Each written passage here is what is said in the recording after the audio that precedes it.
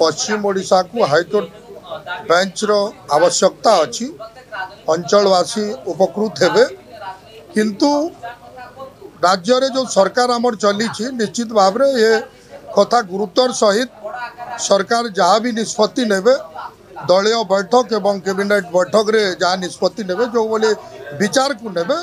समस्त को जो बोली सुविधा हो पारबो सही बोली विचार करेंगे। विचार आम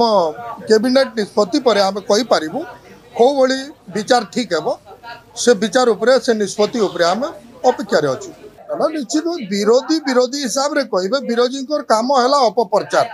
से केमती सरकार को हल्बे केमती सरकार को बदनाम करेंगे से भाई कथा है। सरकार जेहेतु ओडिशा को चलैबार अच्छी ओडिशार 4.5 कोटी जनता सरकार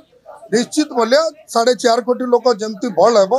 जो भली आशा रखुंट से भाई सरकार चलेबे से प्रति आमर निश्चित संपूर्ण विश्वास अच्छी। ओडिशार मुख्यमंत्री जो भी निष्पत्ति नेबे हृदय सहित एवं समस्त कैबिनेट बैठक निष्पत्ति हिसाब से निष्पत्ति नेबे।